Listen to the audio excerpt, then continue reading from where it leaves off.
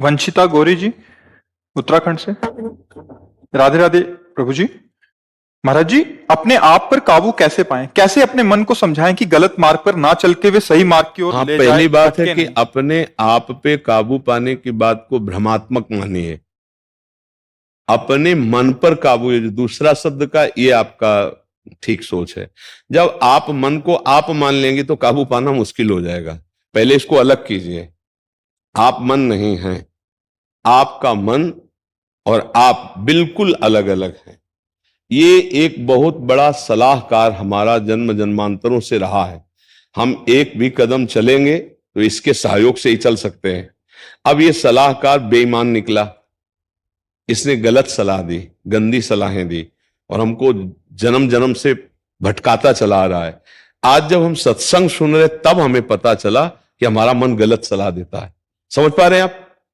जब हम शास्त्र स्वाध्याय किए, साधु संग किए, तब हमारी पकड़ में आया कि मेरा मन गलत है। ये अभी तक जो सलाह देता रहा, अब गलत।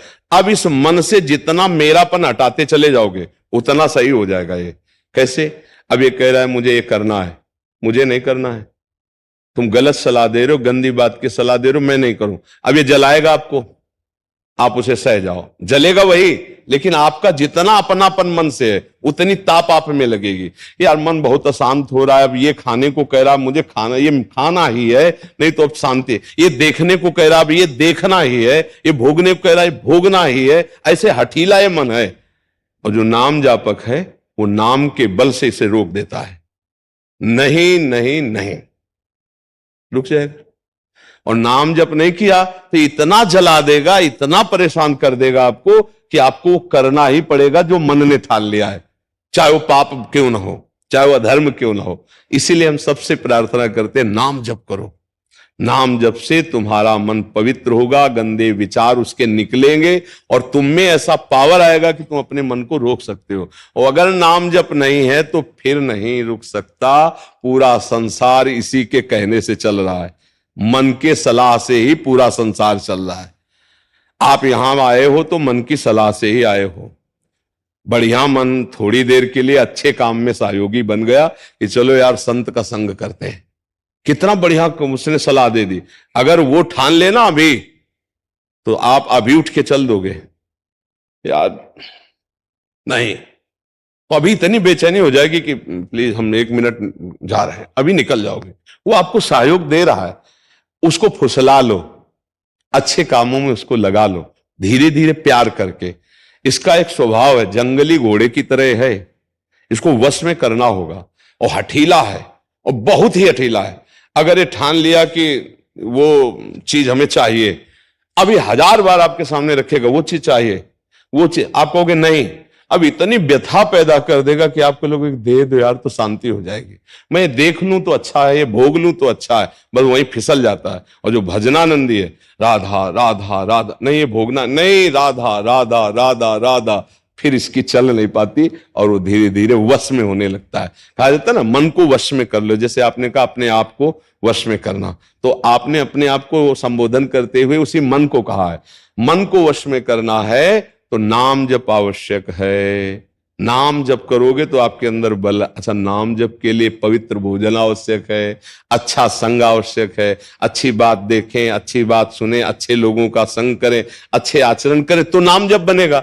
और गंदे आचरण करेंगे, गंदा भोजन करेंगे तो आप ये सब, अब ये नाम जप करना, शास्त्र स्वाध्याय करना, ये सब ये तो बोले संतों के काम है, हम लोगों को थोड़ी काम है। तो भैया गति और दुर्गति इसमें कोई भेष से नहीं होता, इसमें कर्म से होता है।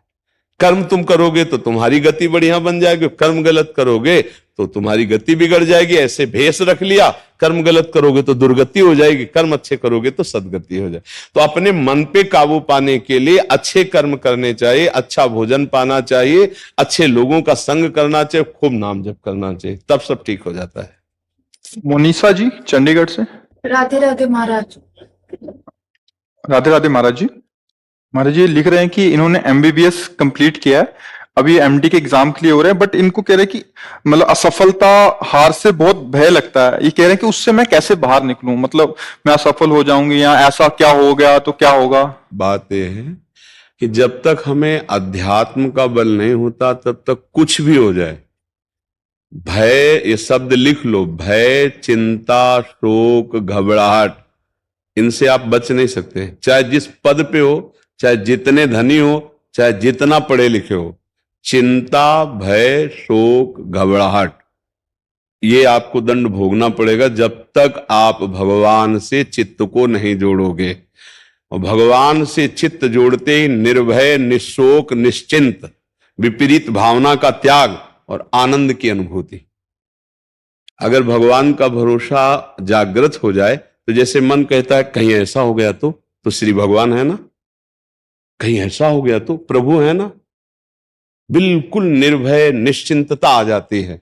अच्छा, अब प्रभु का भरोसा तो है नहीं और अपनी बुद्धि की क्षमता बहुत एक लिमिट में है, तो जब हम किसी बात को सोचते हैं तो निगेटिव में, नकारात्मक ले, ऐसा हो गया तो, अब पता नहीं होगा कि नहीं होगा, लेकिन हमारे अंदर भय, शोक, चिंता ये जागृत हो जाते हैं। इसलिए हम सबसे प्रार्थना करते हैं कि नाम जप करो, सत्संग सुनो, थोड़ा अध्यात्म को जानो। बिना अध्यात्म के, अच्छा बहुत पढ़ लिख कर बहुत अच्छी नौकरी मिली, बहुत रुपया कमाया, और रुपये का क्या करोगे? भोग सामग्री भोगी। किस लिए? जीने के लिए। तो जी किसके ले रहे हो? रुपया कमाने के लिए। रुपया किसके लिए? भोगों के लिए। भोग किसके लिए? जीने के लिए। बस इतना ही चक्र है क्या? इतने ही चक्र है तो बड़े भाग मानुस्तन पावा, सुर दुर्लभ सदग्रंथन गावा। देवताओं के लिए, देवताओं के पास तो ऐसे भोग हैं कि अगर एक भोग उतर आए तो मूर्छित हो जाए आंख आदमी। ऐसी सुंदरियां, ऐसे विविध प्रकार की भोग सामग्री, ऐसे सुंदर सुंदर शरीर, विमान, सब। तो ये देव दुर्लभ क्यों कहा गया? क्योंकि इससे हम अध्यात्म की प्राप्ति कर सकते हैं, परमानंद की प्राप्ति कर सकते हैं, निर्भय हो से। देवता निर्भय है क्या? आप सोचो, इतना भोग वासना का वैभव है, और हम कई बार कह चुके कि वो देवराज इंद्र गौतम मुनि की, ऋषि की पत्नी अहिल्या के पास गौतम ऋषि का रूप रख कर जाते हैं, और तो क्या भोगों की क्षमता रह गई? देवराज इंद्र पद त्रिभुवन पति होकर इतना नीचे गिर गया भोगों में। इसका मतलब भोगों में कभी शांति मिल ही नहीं सकती, और भोग के लिए ही हमें रुपया चाहिए, और रुपये के लिए ही हमारी सारी पढ़ाई लिखाई, सारा मेहनत है। अब आप विचार करके देखो तो हमारा टिकाऊ स्थान कौन सा है? शरीर छूट जाएगा इस विषय में कहां आप सोचते हैं? अगर इस विषय में सोच के देखो तो क्या जवानी में शरीर नहीं छूटते क्या? हर स्थिति में शरीर छूटने का भय है। तो तुम्हारा आधार क्या है? क्या तुम्हारा रुपया पास साथ जाएगा? क्या तुम्हारा शरीर तुम्हारे साथ जाएगा? क्या शरीर संबंधी साथ जाएंगे? नहीं। एक आधार पक्का ईश्वर का यदि है तो यहां का व्यवहार करते हुए आपका नाम जो अंदर जपा हुआ है, आपका जो भगवत आश्रय, वो आपको मजबूत रखेगा और आनंद में रखेगा। प्रसन्न रहोगे, हर परिस्थिति में प्रसन्न रहोगे। इसीलिए तो चीख चीख के कहते हैं राधा राधा राधा। नाम जप करके तो देखो, तुम्हारी नकारात्मक सोच को रौंद देगा ये नाम, और सकारात्मक सोच में सुख है। सब कुछ है, सोच तुम्हारी गलत है तो दुखी हो जाओगे। दो ब्राह्मण, मथुरा के निमंत्रण दिया जाता है ब्रजवासी ब्राह्मणों को, तो आपस में बैठे थे कि यार आज तो कोई जजमान ही नहीं आया। इतने में आ गया एक जजमान, दंडोत, आओ हमारे हाथ। गए, उसने खूब चकाचक पवाया और 11-11 रुपया भेंट दी। अब एक प्रसन्न निकला और एक को उदासी छा गई। एक किसी तीसरे ने पूछा प्रसन्न वाले से, आप प्रसन्न क्यों हुए? बोले आज यार भोजन ही का जुगाड़ नहीं था, भगवान की कृपा से भोजन भी हुआ, 11 रुपया भी मिले। बोले आप उदास क्यों हो? बोले हम सोचा था जजमान 51 तो देगा, 11 दिया, 40 का घाटा हो गया। अब वो नकारात्मक सोच से दुखी है, वो सकारात्मक सोच से सुखी है। बोलो इनके दुख सुख का कारण क्या है? सोच ही तो है ना। तो ये जो बच्चा बोल रहा है कि हम भयभीत हो जाते हैं, हम शोकित हो जाते हैं, हम आगे, ये नकारात्मक सोच ही तो है। क्यों है? क्योंकि आधार नहीं है। आधार हो तो फौरन उसकी काट है। भगवान है ना, प्रभु है ना, ऐसा कैसे हो सकता है? हम उनका भजन करते हैं, हम उनके आश्रित हैं, ऐसा कैसे हो सकता है? बरसाना से सहचरी शरण बाबा जी। जी महाराज। राधे राधे, दंडवत महाराज जी। महाराज जी, बेकरी भजन, उपांशु भजन और मानसिक भजन, कौन सा भजन श्रेष्ठ है? और नए साधक शुरुआत से बेकरी, उपांशु या मानसिक भजन करना चाहिए? जो नाम जप है वो वैखरी भी होता है, कीर्तन भी होता है, उसका उपांशु भी होता है और मानसिक भी होता है। लेकिन मंत्र जब केवल उपांश और मानसिक, फिर आगे परावाणी से तो महासिद्धों का होता है। दो प्राय साधकों के लिए है मंत्र जब, उपांश और मानसिक। उपांश में ओष्ठ हिलते हैं, शब्द बार नहीं होता, इसे उपांश। और मानसिक में चल रहा है, हम उसी का दर्शन कर रहे हैं, उसी का श्रवण कर रहे हैं, उसी का कथन भी अंदर से कर रहे हैं, पर कोई चेष्टा नहीं है, चल रहा है। तो मंत्र दो प्रकार से और नाम चार प्रकार से, कीर्तन के द्वारा और राधा राधा राधा राधा राधा राधा राधा राधा वैखरी के द्वारा, राधा राधा। फिर मानसिक, मानसिक साधक को जल्दी नहीं पकड़ना चाहिए, क्योंकि वो जब दो चार नाम मानसिक करेगा फिर मन भाग जाएगा। यही समस्या है गुरु जी हमारी। हाँ, मानसिक उपासना में जब जाते हैं तो संसार में मन भटक जाता है। हाँ, इसीलिए नए उपासक को इसीलिए चाहिए कि सतोगुणी आहार करे और कुसंग न करे। वृत्ति का कुसंग और व्यक्ति का कुसंग दोनों बाधक हैं। भजन में आहार का बहुत बड़ा योग है, आज प्रायः इस पर ध्यान कम दिया जाता है। शुद्ध सात्विक वृत्ति, शांत वृत्ति भगवदाकार करने के लिए सतोगुण सहायक है। सतोगुणी आहार, सतोगुणी व्यवहार, वातावरण, जल, सबका प्रभाव पड़ता है। अब जैसे आजकल प्रायः प्यास लगी तो रंग बिरंगे पानी नहीं आते, हो क्या कहते, थम्स अप दो क्या, हाँ ये चीजें, ये घोर रजोगुणी और तमोगुणी हैं। ये पीकर तुम, हमें नहीं लगता कि वृत्ति भजन में लगेगी, क्योंकि ये सब अशुद्ध है, भजन के लिए अशुद्ध है। अब कलयुग में जैसे भजन की सिद्धि जल्दी होती है तो बाधाएं भी बहुत अधिक हैं। आप शुद्ध भोजन प्राप्त करने के लिए कहीं भी चेष्टा करें तो बाहर तो बहुत शुद्ध दिखाई देगा, लेकिन वो जो निर्माण होता है उसका, अगर वहां प्रक्रिया देखो, निर्माण करने वालों की स्थिति और निर्माण होने, वो जब आपके टेबल पर आएगा तो फिर वो, लेकिन उस समय का तो वो अपवित्र भोजन माना जाता है। जो अपवित्र शरीर और अपवित्र विचार और अपवित्र धन से बनाया जाता है वो भजन में सहायक नहीं होता। तो भोजन की सबसे बड़ी समस्या है कि साधक अगर भोजन पवित्र पा जाए तो उसके लिए, अगर विरक्त साधक है तो भिक्षान, आकाश वृत्ति, अजगर वृत्ति इनको लिया गया है, या फिर किसी ऐसे क्षेत्र से जहां पता हो। बहुत ही इस पर बहुत कठिन है, इस समय आहार शुद्धि बहुत कठिन है। गुरु जी 6 साल से मधुकरी का ही प्रसाद पाते हैं एक टाइम। हाँ, तो प्रसाद में मधुकरी मांग के ही प्रसाद। हाँ, तो ये बहुत कृपा है आपके ऊपर। तो आहार शुद्ध ही है, फिर माधुकरी का। अब दूसरा रह गया विचार। विचारों में दोष होता है अहम, जैसे कर्म में फलाकांक्षा, परिवार शरीर में आसक्ति ममता, ऐसे विचार में अहंकार विष है। तो विचार हमारे अहंकार शून्य हो, इसकी जांच करनी है कि हमारा विचार अहंकार शून्य हो, कोई संकल्प न हो, कोई कर्ता भाव न हो। क्योंकि अहंकार विमूढ़ात्मा कर्ता हमिति मन्यते, मैंने ऐसा किया, मैं ऐसा करूंगा, तो अहम है। वो अहम मूढ़ता लाता है, मूढ़ता से परम पद में बाधा पहुंच जाती है, निरंतर भजन में बाधा पहुंच जाती है। तो अंदर के विचारों की शुद्धि और वृत्तियों की शुद्धि बहुत ही सूक्ष्म विषय है। साधु साधक चाहे गृहस्थ हो या विरक्त हो, यदि भजनानंदी बनना चाहता है तो उसे एक एक वृत्ति में अंतर्मुखता से जांच करनी होती है। सर्वात्मना न विसजेत बहिरिंद्रियाणि, अपनी इंद्रियों को बहिर्मुख न छोड़ दे, अंदर देखे। अब अंदर अपनी वृत्तियों की जब हम छानबीन करते हैं तो दो प्रकार की वृत्तियां पाई जाती है, एक कुमति से प्रेरित और एक सुमति से प्रेरित।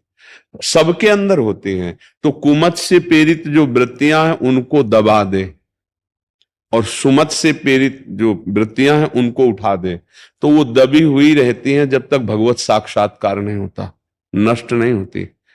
वो दुर्वासनाएं दबी रहती, इसलिए कुसंग से डरता रहे। और जहां भगवत साक्षात्कार हुआ तो फिर नई स्वात्मा रामम विषय मृग तृष्णाम भ्रमयति, फिर आत्मानंद का अनुभव या परमात्मानंद का अनुभव प्राप्त होने वाले महापुरुष को कोई भी ब्रह्मलोक तक के भोग आकर्षित नहीं कर सकते। जैसे भुने हुए चने को चाहे जितना खाद पानी लगाओ कभी अंकुरण नहीं हो सकता, ऐसे उस उपासक का मन हो जाता है। तो अभी हमारा मन तो चंचल है, विषयाभ्यासी रहा है अनंत जन्मों से, विषय में जाने का। तो अभ्यास करेगा विषय में जाने का, और हम अभ्यास कराएंगे भजन का। ये हमारा युद्ध चलेगा लंबा। जहां जहां हमारा मन जाए वहां से हटा के लक्ष्य पे लगाना, या जहां जहां हमारा मन जाए वहां अपने आराध्य देव को देखना। दो में एक वृत्ति धारण करनी पड़ेगी। जैसे किसी भी स्त्री पुरुष जड़ चैतन्य जहां भी जाता है तो हमारे प्रभु बने हुए हैं ना, जितना भी इस जगत है वहां हमारे प्रभु विराजमान है। कोई कण ऐसा नहीं जो हमारे प्रभु ना हो। तो जो वस्तु व्यक्ति स्थान हमारे मन में के दृश्य में आया, तत्काल हम उसे भगवत भाव से नाम जप करते हुए प्रणाम करते, तो हम फंसेंगे नहीं कहीं। वो हमारा अखंड भजन चलता है। या ऐसा ना कर पावे, मान लो ऐसी स्थिति नहीं, तो जहां मन जाए और आप जान गए कि मन गया, तो मन तुरंत वापस आ जाएगा। जानना ही इसका वापस लाना है। अरे ये तो भाग गया, फिर आ जाएगा, तुरंत आ जाएगा, फिर मंत्र में लग जाएगा। बार बार ऐसे अभ्यास करने से इसके जाने का क्रम कम हो जाता है। फिर एक दिन ऐसा आता है कि जैसे हम विषय से हटाते हैं तो हटता नहीं, ऐसे भजन से हटाएंगे तो हटेगा नहीं, भजन से हटाने पे नहीं हटेगा। इसका एक बहुत बढ़िया स्वभाव है मन का। इसको जो हम पकड़ा देते हैं, एक बार पकड़ा दो अच्छे से, फिर ये छोड़ता नहीं। कोई भी व्यसन, कोई भी गंदी बात, कोई भी अच्छी बात, इसको पकड़ा दो केवल, बस एक बार पकड़ा दो, फिर ये नहीं छोड़ता है। अभी क्या है कि हम पकड़ाव से नहीं पा रहे। अभी तक हमने बहुत जन्मों में उसे भोग पकड़ाए हैं, गंदी बातें पकड़ाई, संसार पकड़ाया। तो देखो हम नाम जब करते भाग रहा है उसी में, क्योंकि वो नहीं छोड़ेगा। अब करते करते अभ्यास के जब ये पकड़ लेगा तो आपसे सच्ची कहते हैं, सोते समय भी भजन होता है संतों का। सोवत हु रसना रटे राधा कृष्ण सुनाम, रात दिन राधा राधा राधा कृष्ण कृष्ण कृष्ण वो जपता रहता है। पर ये अभ्यास जो है बहुत दीर्घ काल तक, हाँ श्री पातंजलि जी कहते हैं, सातु दीर्घ काल निरंतर सत्कार सेवितो दृढ़ भूमि। दीर्घ काल तक निरंतर आदर के सहित मातु बुद्धि रख के यदि जपा जाए तो ये दृढ़ हो जाएगा। पर जब हम, बहुत ध्यान देने वाली योग्य बात है, जब हम भजन को पकड़ना चाहते हैं तो दो वृत्तियां पैदा कर दी जाती हैं। एक इतना सुख फेंक दिया जाएगा कि आप भजन छोड़ दो। जो जो हमारी कामनाएं रही, वासनाएं रही भोगने की, वो सुविधा बना दी जाएगी, भोगो। और यदि हमारा मन भोग में लग गया तो भजन छूट गया। मतलब भजन का उत्साह नहीं रहेगा फिर वो कि मैं निरंतर जपूं। और दूसरा, इतनी विपत्ति, इतना भय, इतने संकट उपस्थित कर सकती माया कि आपको लगेगा कि मतलब जीना मुश्किल हो रहा है तो भजन क्या करें। पर अगर इसमें प्रलोभन और भय दोनों से वो हारे ना, तभी उसके रोम रोम से फिर नाम का स्वाद आने लगेगा। हाँ, रोम रोम और रग रग आनंद में पुलकित होकर गदगद सुर नैना सजल, दंपति रस रहे भीन, ए गति वृंदा विपिन में फिरे प्रेम तल्लीन। तो नए उपासक को कीर्तन में और नाम गुण लीला श्रवण में ज्यादा समय लगाना चाहिए, और फिर जप में पहले कीर्तन का अभ्यास बहुत करना चाहिए। 1 घंटा तो रोज विनोद बाबा के साथ में कीर्तन होता है गुरु जी। हाँ हाँ, और लीला चरित्र श्रवण कहाँ होता है? लीला चरित्र कथा श्रवण कहाँ होता है? ये तो नहीं हो, नहीं, ये करो बहुत जल्दी। बहुत महामोह मय शेष विशाला, राम कथा कालिका, तव कथामृतम तत्व जीवन, कवि विरीडितम कलमशापहम। समस्त पापों का समन करने के लिए भगवत कथा आप स्वयं पढ़ लिया करो। आपका तिलक बताता है कि आप निम्बार्क संप्रदाय, तो आप महावाणी जी का पाठ करते हैं। हम इसीलिए आपके पास आए गुरु जी, मुझे आप जो बताएंगे हम वो करेंगे, क्योंकि हमारा मन भटक रहा है। नहीं, पहली बात तो आप आचार्य प्रणाली के अनुसार चलिए, किसी भी संत का संग हम करें, निषेध नहीं, पर इष्ट मिलय और मन मिलय, मिलय भजन रस रीति, तहा निशंक है मिलिए, तासो कीजिए प्रीति। अगर अपने आचार्य और इष्ट की आराधना में मिलावट कर दोगे तो भजन फिर नहीं बन पाएगा। क्या आप राधे श्याम श्याम श्याम राधे राधे, राधे कृष्ण कृष्ण कृष्ण राधे राधे इसका कीर्तन करते हो? सुहाग किसका भरे हो? ये देखो, हम इसलिए कह रहे हैं कि अब आपने कभी शब्द का आप जो कहेंगे वही हम करेंगे, हम वही कहेंगे। तस्मात् शास्त्रम प्रमाणम ते, महापुरुषों का संतों का संग करना है, अवश्य करना है, पर अपने इष्ट और आचार्य के अनुकूल ग्रहण करते हुए। समझ पा रहे हैं? आप 1 घंटे अपनी कुटिया में कीजिए कीर्तन, राधे कृष्ण कृष्ण कृष्ण राधे राधे, रोते हुए एकांत में बाबा के पास जाइए, दंडवत कीजिए, कीर्तन में बैठिए, अपना जप कीजिए, कीर्तन अपने। महावाणी जी हैं आपके पास? है गुरुजी, है, अध्ययन अभी नहीं कर रहे गुरुजी। क्या यार, कैसी बात, तलवार रखी अभ्यास नहीं तो युद्ध कैसे करोगे? आप हमारी प्रार्थना को समझना। अगर वाणी जी में आपका चित्त नहीं लग रहा है तो यही दोष तो बना रहता है। इसलिए महावाणी जी का आप जरूर कृपा करके रोज स्वाध्याय कीजिए, बहुत जरूरी है। जो हम कह रहे हैं उसको आप अच्छे से समझ लीजिए। अगर आप आचार्य शरणागत हैं तो वाणी जी का आप गायन कीजिए, महावाणी जी का अर्थ मत समझने की चेष्टा कीजिए, महावाणी गायन कीजिए, और ये जो जुगल नाम मंत्र है ना, इसका कीर्तन कीजिए। और आपको गुरु जी ने जो मंत्र दिया ना, मंत्र मिला है ना, तो आप उसका एकांत में जप कीजिए। और बरसाने की मधुकरी राधा चरणारविंद में प्रीति प्रदान करती है। ठीक है, हाँ, आप इतना कीजिए, और जहां जहां मन जाए वहां से हटा के मंत्र और नाम में लगाइए। फिर मतलब आप ये समझो कि श्री जी आप पर कृपालु भाई हैं, आप समिट जाइए। जाकी सांगोपांग उपासना, हम महापुरुषों के वचन कह रहे हैं, जाकी सांगोपांग उपासना है, सोया रस माधुरी में प्रवेश पावे है, नहीं तो यह रस माधुरी को बरो आवरण है, अन्य भाव लेनो। बहुत से भक्त हैं, उनकी अपनी अपनी उपासना है, तो अपनी भक्ति की निष्ठा को रखते हुए हम महापुरुषों की कृपा प्राप्त करते हैं। इष्ट मिलय और मन मिलय, मिलय भजन रस रीति।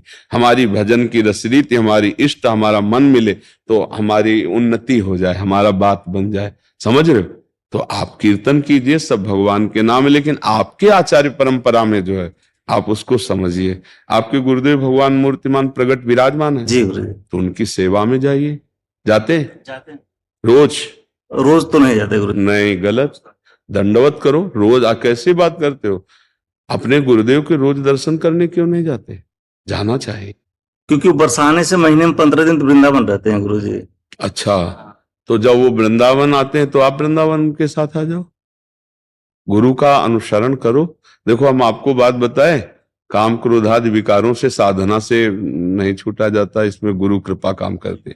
गुरु के पीछे ऐसे पड़ जाए, गले पड़ जाए तो मुक्त हो जाए जीव। पर हम लोग गुरु को क्या समझते हैं? साधारण एक व्यक्ति समझते। एक बात समझना, हमारी बात को अंदर से समझना, हम अपने गुरु से बढ़कर के किसी को समझ बैठे हैं।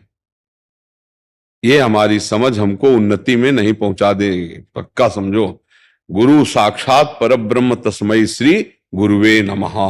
हम अपने गुरु से प्रसाद मांगे भजन का, तो मुझे लगता है, देखो कुछ संत ऐसे होते हैं बहुत साधारण से दिखते हैं, लेकिन बहुत जब हम गुरु बना लें उनको तो उनको असाधारण प्रिया जो साक्षात माने, हमारे प्रिया प्रीतम है, ऐसे भाव से। तो हमें लगता है रोज गुरु जी की दंडवत करो जब बरसाने में रहे, और जब वृंदावन आवे तो 1-2-4 दिन वृंदावन उनके साथ आ जाओ।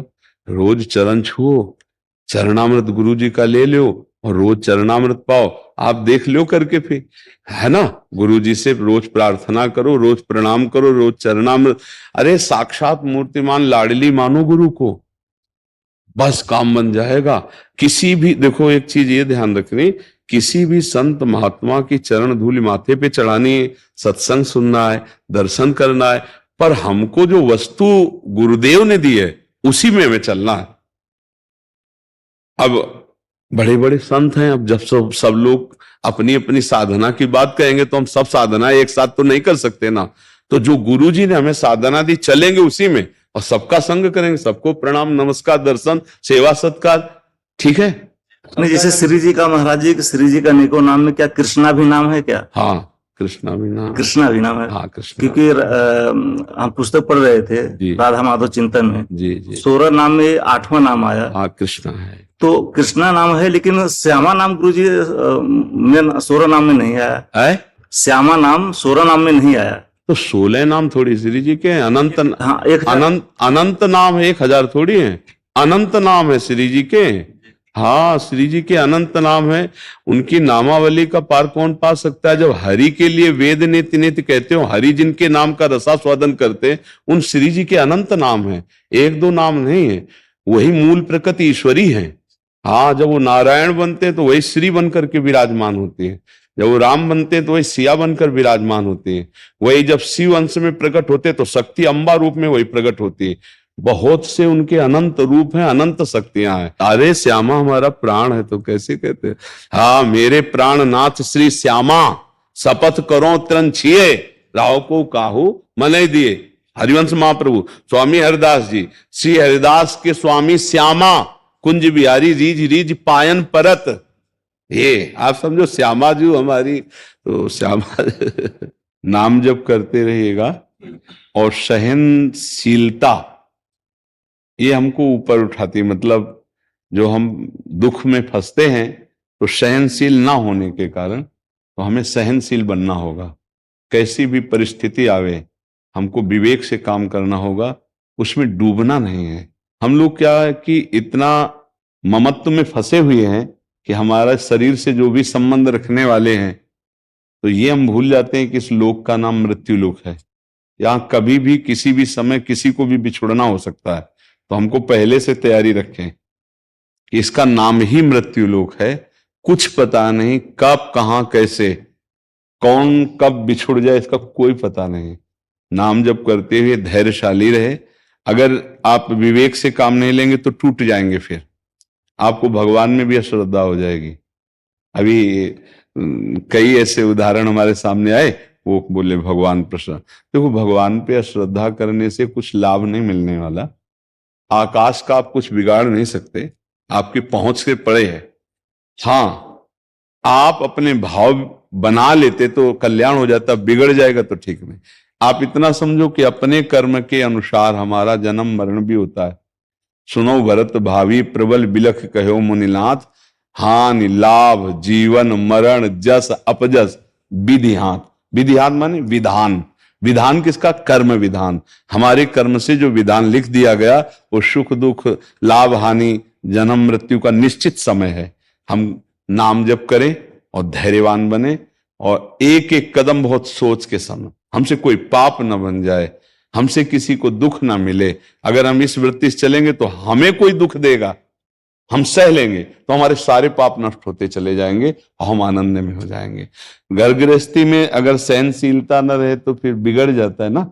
आप असंतुष्ट हो गए या आप असंतुष्ट हो गए तो गृहस्थी ही क्या। तो अगर सहनशील हैं तो एक दूसरे की त्रुटियों को क्षमा करते हुए प्यार से अगर जीवन चले ना, देखो कई कई वर्ष बाद जब आप सुनते हैं ना संबंध विच्छेद के भाव, तो लगता है क्या स्थिति है। कभी ये संबंध विच्छेद शब्द हमने तो सुना ही नहीं था, ये अब चले हैं ज्यादातर। हाँ, तो इसलिए जीवन भर जिस पति को मित्र रूप में, प्राण पति के रूप में स्वीकार किया, हम हर सब कुछ सहेंगे, पर उनसे हमारे संबंध में फर्क नहीं पड़ना चाहिए। ऐसे ही पति का भाव होना चाहिए कि हम डांट लेंगे, हम लड़ लेंगे, पर हमारी अर्धांगिनी, जैसे हम आधा अंग नहीं कटवा सकते, ऐसे हम अपनी अर्धांगिनी का त्याग नहीं। ऐसे गृहस्थ धर्म में सुखपूर्वक पहले चला जाता था। तो इसलिए धैर्य पूर्वक रहेगा और नाम जप कीजिएगा, और भगवान की कृपा तो है ही वर्तमान में, पर ये टिकाऊ नहीं है। हमारी बात समझना, ना ये शरीर और ना ये पद। पीछे भी कुछ थे आप पीछे जन्म में, आपको पता नहीं है। जैसे मां के गर्भ में थे, आपको अभी पता नहीं, इसी जन्म की बात है। ऐसे पीछे जन्म में भी आपका परिवार था, पीछे जन्म में भी आप वैभव, जैसे उसकी याद नहीं ऐसे इसकी याद नहीं आएगी। फिर आगे यात्रा हमारी कहां होगी, बस ये अगर दिमाग में आप रखेंगे तो सब काम बन जाएगा।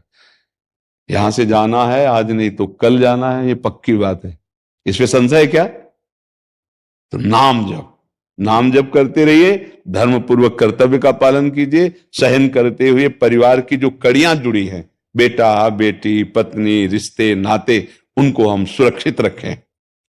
हम भगवान का भजन करके उन संबंध की कड़ियों को सुरक्षित रखें कि जैसे एक अपनी बगीचे को लगाए हुए को हरा भरा फला फूला देखना चाहता है तो माली प्रयासरत रहता है, ऐसे हमारा बगीचा सुरक्षित रहे तो उसको सींचेंगे पुण्य से, भजन से। हम नाम जप करें और वो सब हमारे परिवार को सुखी करें। नाम जप से बहुत लाभ प्राप्त होता है, इसलिए राधा राधा राधा नाम जप करते रहे। उषा अरोड़ा जी उत्तराखंड से। राधे राधे। राधा वल्लभ श्री हरिवंश महाराज जी ग्रस्त जीवन में पत्नी होने के नाते क्या पति को समझाना ठीक है? जिसके आचरण ठीक ना हो उसको श्री जी कृपा से सहन बहुत करें? ठीक है, क्योंकि वो हमारा आधा अंग है, वो हमारा पाणी ग्रहण किए। अगर एक दोस्त गलत मार्ग में जाएगा तो फिर दूसरे को हानि तो होगी ही। कुछ किसका प्रश्न है? आपको समझाना चाहिए, प्रार्थना करनी चाहिए, प्यार से समझाना चाहिए, कठोर व्यवहार से नहीं। फिर भी नहीं समझते तो भगवान के ऊपर छोड़ देना चाहिए। नाम जप करो, भक्ति करो, भगवान से प्रार्थना करो कि हमारे पति की बुद्धि शुद्ध कर दे। तो निश्चित प्रार्थना में बहुत बड़ी सामर्थ्य है, प्रार्थना से सुधार हो जाएगा। पर अगर वो थोड़ा मानने वाले हैं, आपके प्यार का दबाव मानते तो और जल्दी सुधार हो जाएगा। यदि आपको झिड़कने वाले हैं, आपकी बात नहीं मानते, तो फिर प्रार्थना ही काम करेगी। जी मैं सहन कर पाऊं उनकी इस आचरण को, ये मांगना ठीक है आगे इन्होंने? हाँ बिल्कुल, बड़ा कठिन है बड़ा कठिन कि एक भगवत मार्ग का पथिक वो शराब पी के आ रहे हैं। अब कैसे? वो ठाकुर जी की सेवा करती, कंठी बांधे है, तिलक लगाए है, अब कैसे? बड़ी विचित्र दशा होती है ना। अब वो पति है, उसकी आज्ञा का पालन करना है। इसीलिए जब भगवान द्रवित होते हैं, कृपा करते हैं, तो हमें पूरा परिकर सहयोग वाला मिल जाता है। नहीं तो एक कड़ी परीक्षा है, वो आएगा तब ठाकुर जी को गाली देगा, तुम्हें दे सकता है गाली, और तुम्हें सेवा करनी है, और जैसे व्यवहार करेगा वैसा सहना पड़ेगा।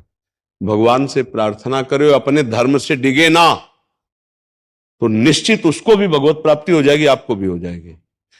अगर हम अपने पति को भगवान मानकर आराधना कर रहे हैं धर्म पूर्वक, और वो राक्षसी स्वभाव का है, तो या तो स्वभाव बदलेगा और या तो पधारेगा, तो उसका कल्याण हो जाएगा तुम्हारे बल से।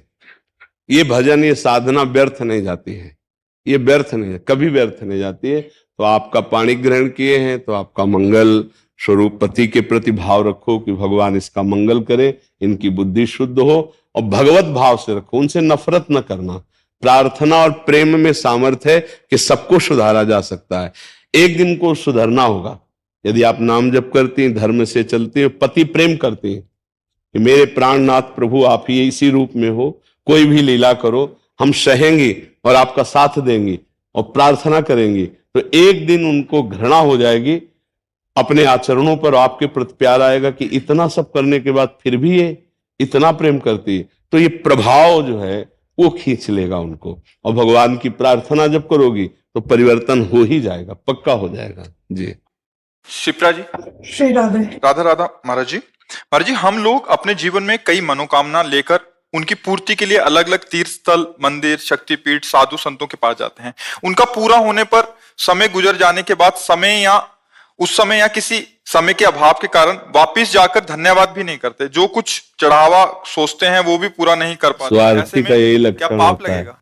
स्वार्थी का यही लक्षण होता है, वो परम अर्थ को तो जानता नहीं, परमार्थ को। स्वार्थ की पूर्ति के लिए जब ऐसी, जैसे माता पिता ऐसे भगवान और सब भगवत स्वरूप हैं, वो तो क्षमा ही करते हैं। जैसे माता पिता जो है ना दुलार करते हैं ऐसे। लेकिन हमारा कर्तव्य क्या है कि यदि हमने कोई भी मनोती कहीं भी माना है, तीर्थ स्थल, देवता, भगवत स्वरूप, हमें जाके पूरी करनी चाहिए। यदि हमारी कामना की पूर्ति हो गई तो हमें उस देवता का, उस प्रभु स्वरूप का आदर करना चाहिए, क्योंकि एक ही कामना से आप सिद्ध थोड़ी हो गए हो। बहुत सी संकट और विपत्तियां आगे और आने वाली हैं, तो आपको वो रास्ता पक्का रखना चाहिए कि जिसकी कृपा से हमारा ये काम बना वो सदैव काम बनाता रहेगा। कम से कम इसी भाव से जुड़ जाए। भगवान ने 4 प्रकार के भक्त कहे हैं, अर्थार्थी, आर्त, जिज्ञासु और ज्ञानी। अर्थार्थी भगवान से धन प्राप्ति करने वाला, आर्त जो भगवान से अपनी संकट निवृत्ति चाहता है, जिज्ञासु जो भगवान को जानना चाहता है, और ज्ञानी जो भगवान में स्थित हो चुका है। तो इसलिए ये तो बहुत गलत बात है कि किसी देवी देवता के सामने संकल्प करे फिर उसकी पूर्ति न करे, तो अपराध तो है ही। और वो बड़े कृपालु हैं, हम बच्चे हैं, वो क्षमा कर देते हैं, पर हम अपने कर्तव्य से च्युत हो गए। अब आगे आगे जब विपत्ति आएगी, संकट आएगी, कामना आएगी, तो आपकी हिम्मत है कि संकल्प करे कि हम आपको ऐसा, तो आपका खुद मन कहेगा कि हम तो बहुत बेईमान है, कहा था एक बार पूरा लेके अब फिर मांगने जा रहे हैं उनसे। तो मुझे लगता है ऐसा कोई संकल्प ही मत करो, प्रार्थना करो।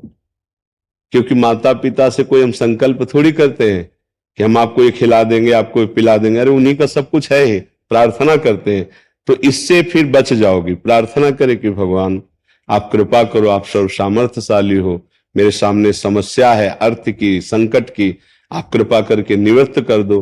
तो प्रार्थना की निवृत्त हो गया तो कोई बात नहीं है। अगर संकल्प किया तो फिर करना चाहिए। तो किसका? आपका है। हाँ, तो जरूर जरूर संकल्प पूरा करना चाहिए। तो एक तरह से वो हमारे दिमाग में कर्जे की तरह रहेगा, क्योंकि स्वार्थ का ऐसा ही स्वरूप होता है। स्वार्थ बनने के पूरा होने के बाद वो सब भूल जाते हैं, तो वही हमारी फिर आगे चलकर विपत्ति का कारण बन सकता है। इसलिए हमें लगता है कर देना चाहिए। जैसे जो हमने कुछ मांगा है नहीं पूरा किया, ध्यान नहीं है, बहुत साल हो गए, उसका उपाय क्या कर सकते हैं? मांगा, आपका काम पूरा हो गया, आपने वो कार्य नहीं किया, अब कर लेना चाहिए। मान लो 100 रुपए का मांगा है तो 110 रुपए का कर लीजिए, थोड़ा और बढ़ाकर कर लीजिए। उससे आपका सुकृत होगा और कृपा प्राप्त होगी। यदि भगवान को या किसी भी देवता को तुम्हारी किसी भेंट की जरूरत नहीं है, पर आपने संकल्प किया, तो उसके अनुसार कर देना चाहिए। उससे और कृपा प्राप्त होगी, आपका शुभ संकल्प बनेगा, आपका सुकृत बनेगा, उससे आपका मंगल होगा। जी।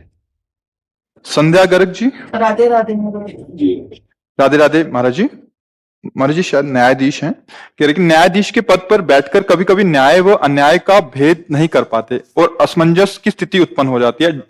कभी कभी दंड देने में भी मन दुखता है। तो आपको तो सबूत के आधार पर न्याय करना होता है, क्योंकि आप अदृष्ट पर न्याय करते हैं। कोई दृश्य तो देखा नहीं आपने, आपके पास जो सबूत होते हैं वकीलों के द्वारा, उसी के आधार पर न्याय करना होता है। तो आप सबूत के आधार पर और अंतरात्मा के आधार पर दो कर सकते हैं। जब आप नाम जप करेंगे और सत्य दृष्टि से देखेंगे तो आपको पता चल जाएगा कि सबूत भले इसके खिलाफ है, लेकिन अभी रुकना चाहिए, हमें और सबूत ढूंढने चाहिए, क्योंकि निर्दोष है। क्योंकि भगवान अंदर सबके बैठे हैं। यदि आप हृदय में नाम जप करेंगी और सत्य का आश्रय लेंगी तो निर्दोष की दृष्टि में दृष्टि मिलाने से बता देगा, उसकी दृष्टि बता देगी कि ये निर्दोष है, इसको फंसाया जा रहा है। क्योंकि अर्थ की प्रधानता होने पर दोषी अपने सबूत एकत्रित कर सकता है मुक्त होने के, और अर्थहीनता होने के कारण निर्दोष असमर्थ हो सकता है।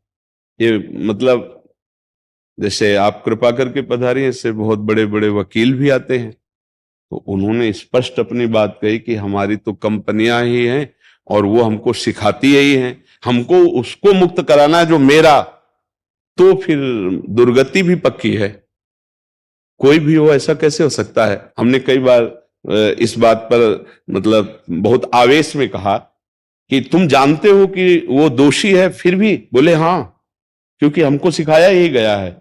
तो ठीक है, क्या तुम्हारी बहन के साथ कोई गंदा आचरण करे फिर तुमको रुपया दे और आप जानते हो दोषी, आप मुक्त कर दोगे? नहीं। तो दूसरी की बहन के साथ हुआ तो फिर आप पढ़ाई लिखाई करके क्या जान पाए? क्या आपकी वकालत काम में आएगी कि दूसरे की बेटी के साथ गलत हुआ और वो तुम्हें पैसा दे दो, तुम उसे छुड़वा दो? तो ऐसे लोगों को पैसे के बल से नहीं, ऐसे को कानून के बल से रौंदा जाए, जिससे उनके विचार शुद्ध हो, जिनसे उनके आचरण शुद्ध हो। ये बात समझनी। अब आपकी भारी समस्या ये है कि आपको सबूत दिए जा रहे हैं कि ये निर्दोष है और वो दोषी है। तो यदि आप सबूत के आधार पर दंड देते हैं तो आप निर्दोष हैं, क्योंकि आपने देखा नहीं है। आपको जो सबूत पेश किए जाएंगे उसी के आधार पर। अब इतनी सिद्ध तो है नहीं कि सबूत को हटा करके हम अपनी अध्यात्म दृष्टि से देखें। अब वो दृष्टि के लिए तो बहुत भजन की, तो आप आधार पा रहे हैं सबूत का। अब उसमें बस आपको भय और प्रलोभन से नहीं बिकना है, क्योंकि आज अर्थ प्रधान समय है। अगर आपके पास अर्थ पहुंच गया और जानते हुए भी आप न्याय गलत किए, तो वो अर्थ आपके परिवार को दुख पहुंचाएगा, आपको अशांति पैदा करेगा, आपकी अंत बिगड़ जाएगी। अंत बिगड़ गया तो फाइनल बिगड़ गया तो सब बिगड़ गया। इसलिए कृपा करके अर्थ की प्रधानता और भय की प्रधानता हृदय में न रखते हुए न्याय कीजिएगा।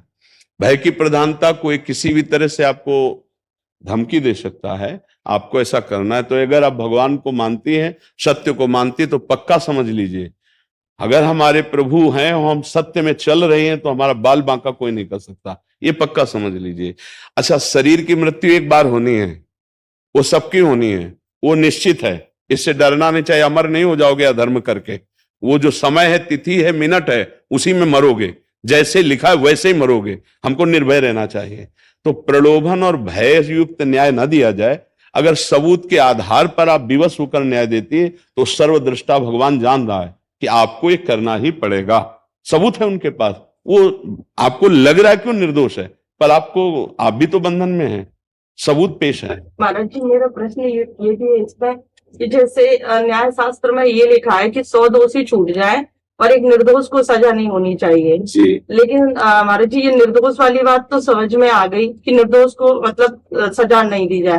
पर अगर महाराज जी आप मतलब जो हमारे पास है मैटर, उसमें दोषी के आधार नहीं दिख रहे हैं कि ये दोषी है, लेकिन आपको अपनी आत्मा बोल रही है, सब कुछ दिख रहा है कि ये दोषी है। अब अगर उसको हम सजा नहीं दें तो जिसके साथ जो कृत्य हुआ है उसके साथ भी तो अन्याय कर रहे हैं। हाँ, तो अंतरात्मा जब कह रही है और आपको प्रमाण मिल रहा है कि आप प्रमाण नहीं मिलते हैं कई बार, तो फिर अब इसमें आप असमर्थ पाई जाएंगे ना, फिर आपकी बात कैसे माननी होगी? तब भी तो अन्याय ही हुआ ना। तो इसीलिए एक संत जज थे, वो जज का त्याग करके यही स्थिति आई थी। जब उन्होंने मृत्यु दंड उसके लिए निश्चित किया निर्दोष को सबूत के आधार पर, तो उसने आंसू भर करके कहा कि आपने तो कर दिया है, पर मैं सच्ची कहता हूं, मैं निर्दोष हूं और गरीब हूं। तो वो हिल गए एकदम, मतलब आखिरकार हृदय तो सबके है।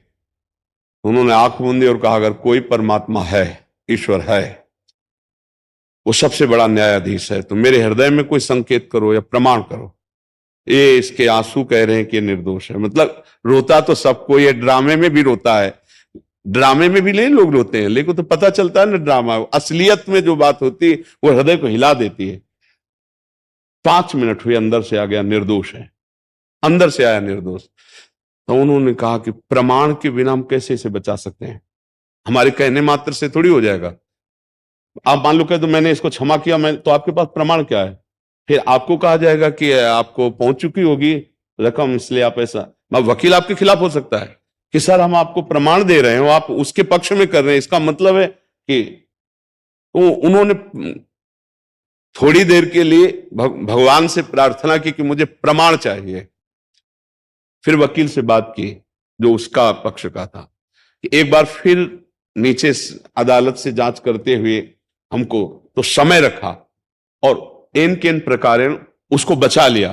जब उसको बचा लिया तब सोचा ऐसे कितने अपराध हमारे द्वारा हुए, अब इस जीवन में अपराध ना बने। मृत्युदंड बड़ा भयावह कृत्य है, हृदय तो एक बार सबका, अपराधी को दंड देने में कोई शोक की बात नहीं होती, लेकिन निरपराधी पैसे के द्वारा फंसा दिया जाए और आप भी जान रहे हैं, तो फिर उन्होंने त्याग पत्र दिया और संन्यास ले लिया।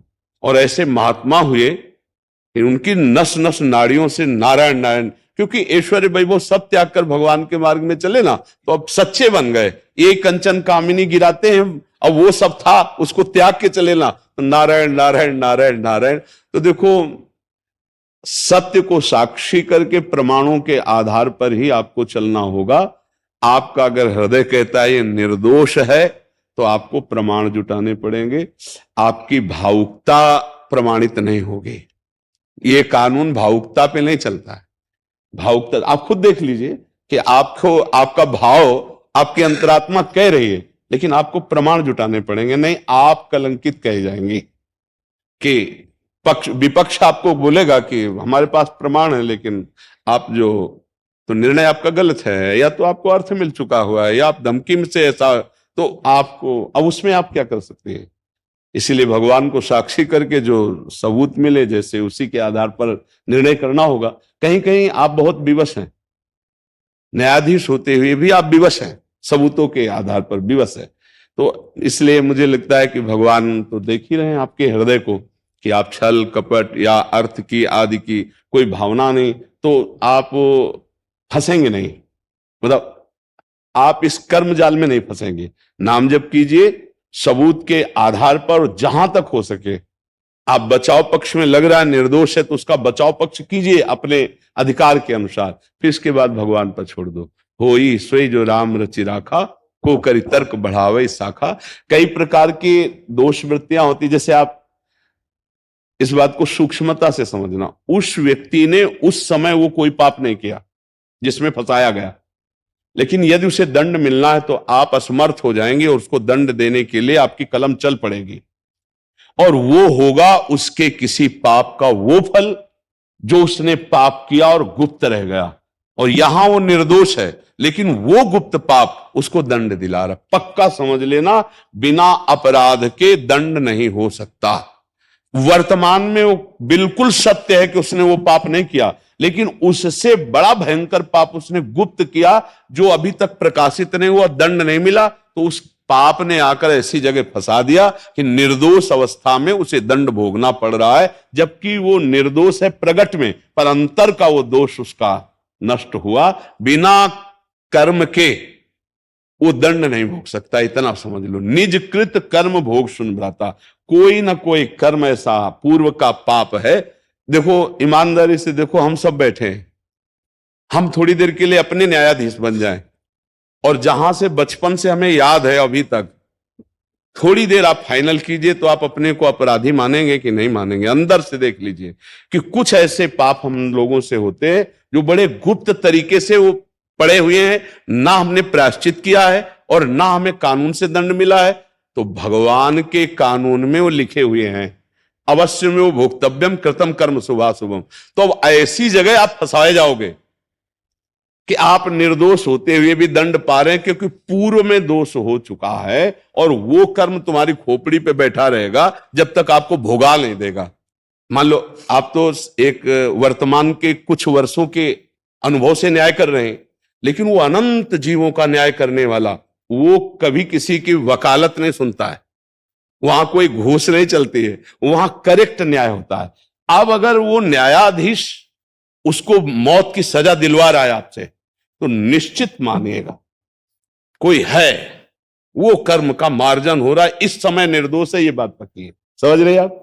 तो इसलिए भगवान को साक्षी करके नाम जप करते हुए धैर्य पूर्वक सबूतों के अनुसार और जहां तक हो सके बचा सको वो बचा लो। निर्दोष लगता जहां तक आपका प्रयास हो, नहीं भगवान के ऊपर छोड़कर अब होई सोई राम रचि राखा, को करी तर्क बढ़ावे शाखा, अस कई जपन लगे हरि नामा राधा राधा राधा। किशोरी जो आप देख लो, ठीक है ना।